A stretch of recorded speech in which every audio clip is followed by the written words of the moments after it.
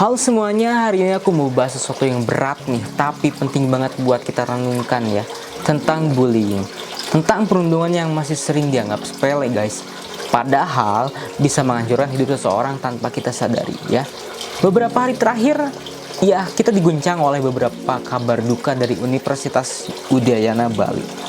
Seorang mahasiswa bernama Timothy Anugrah Saputra ditemukan meninggal dunia di lingkungan kampusnya. Banyak yang menduga kasus ini berkaitan dengan bullying.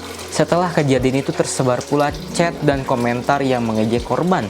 Hal ini bikin publik makin geram dan bertanya-tanya, kenapa hal seperti ini masih bisa terjadi di lingkungan pendidikan ya? Teman-teman, bullying itu bukan cuma tentang kekerasan fisik ya, bisa juga lewat kata-kata, ejekan, gosip, pengucilan, bahkan candaan yang berlebihan.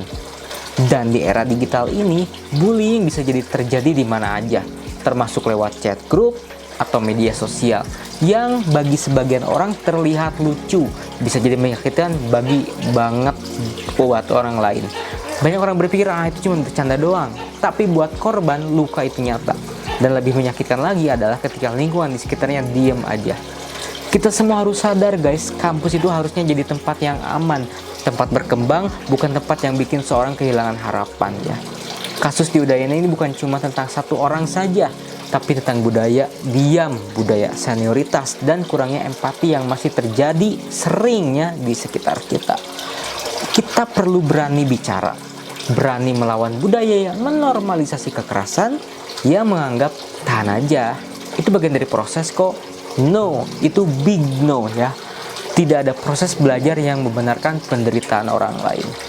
Kalau kamu jadi korban, ingat, kamu nggak sendirian. Cari bantuan, cerita ke teman yang kamu percaya, atau lapor ke pihak kampus. Dan buat kita semua, kalau lihat ada yang bully, jangan diem. Satu suara bisa nyelamatin seseorang.